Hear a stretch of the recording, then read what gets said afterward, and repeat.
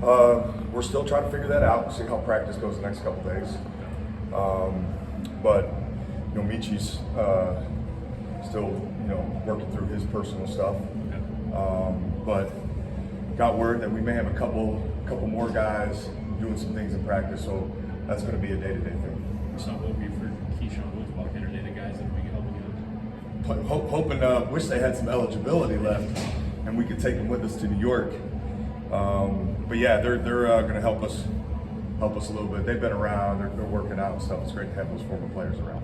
So with Michi still being not with the team at the moment, as you reflect on what Juny was able to give you and kind of how you replaced his absence the other night, what did you learn about that experience? How do you think you can build on that this weekend?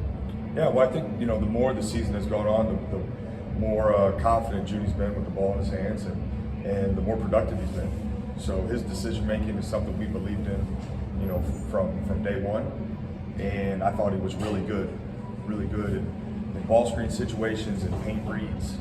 So he's got to continue to do that for us, and it'll certainly be a big challenge on Saturday. Bradshaw's probably chomping at the bit this weekend. Do you see him playing any role? Yeah, it's hard to say yet because we got to see how today goes and tomorrow and things. So it's not a clear answer yet on his availability. Sticking on Juny, getting him shots against bigger defenders and more athletic teams, it seemed to be a little bit of a challenge. Are there things that you guys can do to help him be a little bit more successful in that regard, or to give him more opportunities, I guess, now that he's getting more minutes, I suppose? Yeah, well, I think, even really there was a stretch there he was getting probably around 24 minutes a game maybe. And certainly he's earned, right, the other team's really good defender. And there were times in the Rutgers game where they put their best perimeter defender on him, when he was in the game. So he's seeing that more and more. We're moving him around in different ways, but I think also he and I have talked about it and we've watched the film on it. He's also got to slow down a little bit on the catch because he is good enough, to do that. He doesn't have to play sped up at times either. So yeah, we got to continue to get him different looks. Some of it's moving off the ball, some of it's ball in his hands and being involved in ball screen action. So, I think he can handle it though. Kentucky's another team, 6'6", 6'10", 6'11", that's going to present some size problems for you guys if Bradshaw's not able to go. Just what's your thought about how you've handled that and what you have to do, I guess, to counter that? Yeah, well, I think we can play with more size by moving, Evan onto the perimeter, gives a little more perimeter size. And this is a game that, we may have to get creative with lineups to match some of that. But, I think the biggest thing for us is we gotta be more physical when the shot goes up. When the shot goes up, we gotta be more physical. That's a one-on-one, that's a man-on-man thing. And then we have to provide support from the perimeter when the shot goes up. We've done some things defensively to keep us out of rotations, which should help us on the glass. But yeah, make no mistake, we have another level of physicality some of us individually can get to, and we got to do it right away. Kentucky's a team like you guys, a lot of transfers brought in to help fill out the roster. What do you think's allowed them to gel so quickly and to where they're a top 5 team in the country right now? Well, I think first off, they're coach has done a great job. I think the age of their team has played a factor. They have a great deal of experience where you can see that experience come out in moments of a game. So certainly not all transfers have the same experience, but I think you look at theirs, they got a great deal of experience that they brought in, and it's been really good for them. So we got to continue as our guys, some of our younger guys, get more and more experience. I think we'll start to see more and more moments of games where we're benefiting from that. You talked about possibly playing Evan on the perimeter to get more size on the floor in this game. Just what would you expect out of him in that role? How might it change from what he's doing normally? Yeah, well, he did some of that last game for us, and you saw he was aggressive to the paint. His cuttings, it's a problem, for opposing defenses because he's got great instincts, and it also gives us a bigger presence on the offensive glass. So I think Evan's a playmaker. When he's attacking, he reads paint situations well to create for others, but he also, when he's playing with the aggressive mindset we need, he's able to score too. So he's got to continue to do that for us. You talked after Auburn about trying to get Bruce in some different spots to get him going. Without having Michi, how does that change trying to do some of that? Can you still try to put him in different spots, or does he need to be even more of a facilitator and less of a scorer without Michi? Yeah, I don't know that less of a scorer is the solution, regardless of who's out there with him, because he's a gifted scorer, and we need him to score. We need him to be aggressive, and you can trust him when you tell him to be aggressive to make great decisions. So he's got to stay aggressive for us. He's got to start the game aggressive for us on Saturday. But I think Michi, Micah, Evan, those are all guys, and really Devin Royal, as he's shown, he can be in some playmaking modes as well. Those guys can create for him, and really we just got to continue to work together.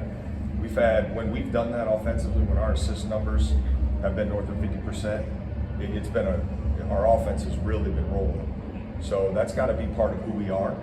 And it can't just be one guy having 7, 8, 9 assists every night. It's got to be spread amongst the team. But I think Juny's emerging, as a playmaker, someone who can create for Bruce or for other guys. And as Devin has the ball in his hands, I think he can do it. I think Mike has had some really good moments with that, and Evan as well. You talk about playing to standards and things that non-negotiables. Do you have assist percentage numbers that you want to hit? Do you have stats like that each game you track? Do you have an assist goal for a game percentage-wise or things like that? I think part of this kind of non-conference is you're gathering information, and a lot of analytics, in my opinion, become really valuable when you have a sample size to reflect upon instead of maybe one specific game. And because this is year one for us, right? We don't have a system to go back multiple years to say, hey, this has always worked. So we're gathering that information. I think it's become clear that we get above that 50% on made field goals mark. It's been pretty good for us. It's not an exact science, certainly. And then I think also we were better last game at passing up on outside of the paint 2-point field goal attempts to get threes and get shots in the paint. That's another thing. That's not rocket science, right? Most everybody's striving for that. So those are things we're monitoring offensively. And then on the offensive glass, we have some individuals who are doing well, but collectively we've got some other guys who need to step up in that regard, because that's an area we can improve in offensively as well. As far as Evan goes, the last year for him, been a little bit emotional with what he's gone through with his dad. How have you seen him handle that, and how have you as a team tried to support him and help him however you can while he's going through all that? Well, I think first off, what a special family, the bond that they had, and to be able to witness that firsthand has been really, really cool to see. And it's you can see firsthand just the support he has surrounding him and his family, and we certainly want to provide some of that support for him. But Evan's mature, he's strong, and he's got support, and we've tried to make sure that at any time we can help him and being able to be around his family, and I think he's taking advantage of that. But wow, what just a strong, courageous bond that family has. How important is it your veterans, Bruce and Parrish, that have kind of been in these games and been in these situations, to kind of lead this team at this point, just into a game like this? I mean, in a big environment against a really good team. Just how important is it for those guys to continue to play well?